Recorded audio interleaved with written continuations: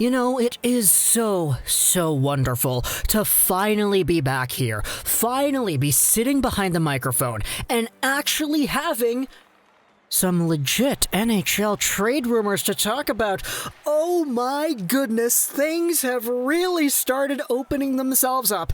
And as a YouTuber here, sitting here behind my chair, looking as the numbers go down and the engagement goes south, this is the opportunity, guys. This is the opportunity for us to take a look at it, bring hockey back into the spotlight, and start talking about this league, start getting excited for the game, start anticipating the 2021 season. Because now we have ourselves a trade rumor coming over here from the fourth period. This is David Pagnotta's blog. And you probably know who David Pagnotta is. He's always on radio for NHL stuff. He's an insider. He has connections. He knows what he's talking about. And on his blog here, the fourth period, he writes this 2 days ago, 3 days ago, 4 days ago, actually. No, 3. I can't do math. Here's an article talking about how the Boston Bruins are apparently interested in Noah Hanifin. And I know what you're thinking. Wait, we spoke about this a few weeks ago. Our last time we spoke about Boston was talking about... Actually, no, it wasn't. It was talking about how the owner, Jeremy Jacobs, is pissed off at Gary Bettman. But no, the previous time before that, we spoke about how the Boston Bruins are apparently interested in Noah Hanifin, and there was the whole rumor going around on whether or not Brandon Carlo would be a susceptible piece to get back in a trade. And that video, if you watched it, which you probably should if you missed it, was pretty much me taking a few points and saying, okay, why would you do this if you're Boston?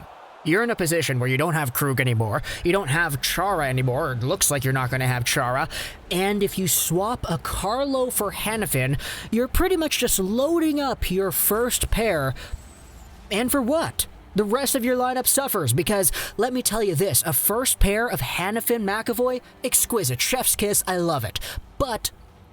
would you rather have a first pair of Hanifin-McAvoy and have everybody else, Lozon, Gritslick, etc., fill in the rest of your lineup? Or would you rather just have McAvoy playing with a guy who is not Noah Hanifin, but having a Brandon Carlo on your right side in the second pair, and having the rest of your lineup iced out that way? Distributing the wealth of talent for your decor is what you need to do after losing out on Krug and Chara. And a trade where you send over Carlo for Hanifin just does not get that done. It doesn't make sense, which is why the conclusion in that video was, yeah, this is a whack trade rumor. What in the world? Well, hold on to your horses, because it's David Pagnotta coming over here talking about how the Bruins are apparently still interested in Hanifin. The fourth period has learned that, yes, the Bruins have apparently indeed expressed interest in Noah Hanifin, the former top pick at the 2015 NHL Entry Draft by the Carolina Hurricanes. The article talks about how Don Sweeney needs a left-handed shot D-man to acquire after losing out on Torrey Krug, and then this is the kicker. It's unclear how far along any trade talks went, if the Bruins and Flames have furthered any trade discussions over the offseason, or if talks will pick up ahead of the start of the 2021 season, which is expected to get underway on January 13th, providing both the NHL and NHLPA finalize approve the deal. Calgary is also believed to have interest in Bruins forward Ondrej Kase, who is in the final year of his contract and can become a free agent next offseason. Okay, this is a different angle. This is not Hanifin for Carlo, this is Hanifin for Kase instead. And this is a more different approach.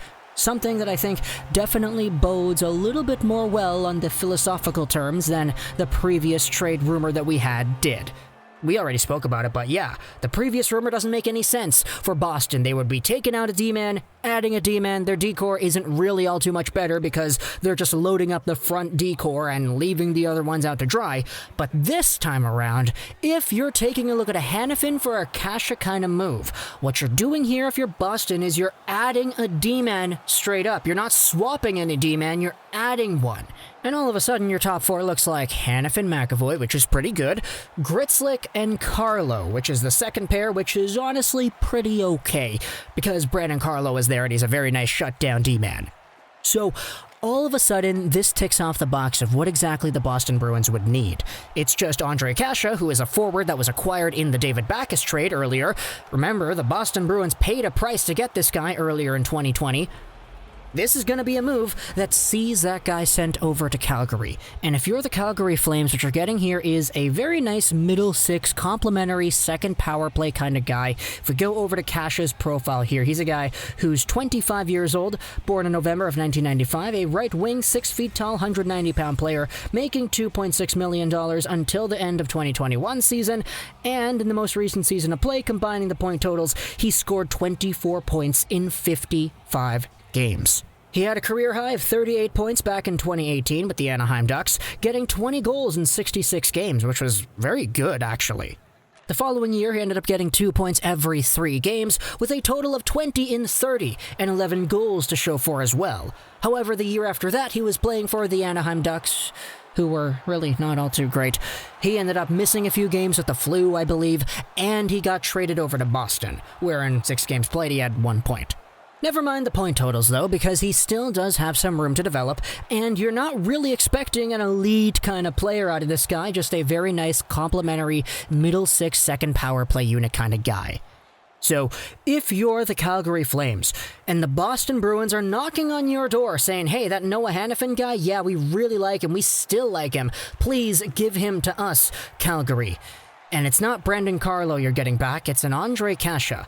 Honestly, in my opinion, my very humble Canucks, Red Wings, and Habs fan opinion, I do kind of believe this trade is skewed in the direction of the Bruins. Hanifin is 23 years old, 6'3", 205 pounds, a big, hulking, left-handed defenseman who is a two-way guy at heart, who had 22 points in 70 games this most recent season, and 33 the previous 2. Hanifin's a guy whom I've always been a big fan of, and I always have liked the profile that he has at the NHL level. It's just, whenever you bring up Noah Hanifin, there are a lot of Flames fans who come out here and talk about what he does in his own zone, how engaged he is in his own zone, and those certainly are concerns as well. It's just, if you're Boston, you would rather have Noah Hanifin in your top pair instead of Matt Grzelcyk. That's just kind of how it goes.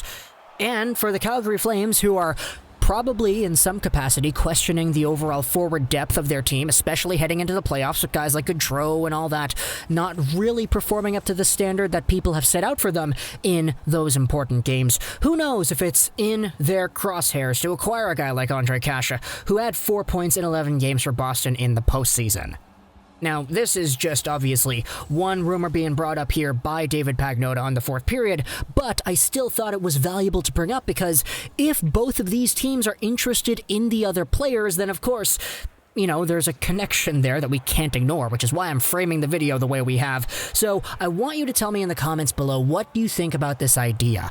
If it's Hanifin for Kase straight up, what do you think?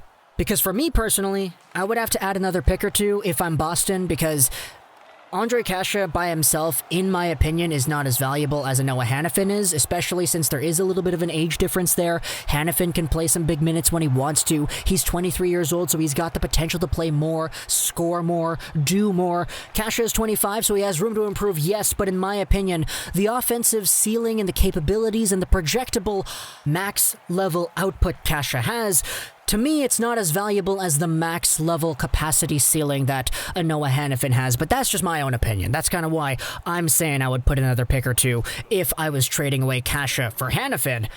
But, you know, there are reasons why we can have these discussions. Tell me in the comments what you think about this. If you think 1-for-1 is good enough, 1-for-1 is not enough for one side. If it's one side, then tell me what it's about. Also, if you're a Bruins fan, talk to me about what Noah Hanifin could mean to this team. Would you want to do a trade like this? You traded away David Backes and a pretty nice prospect in Axel Andersson, I believe, over to the Anaheim Ducks in order to acquire this Ondrej Kase guy.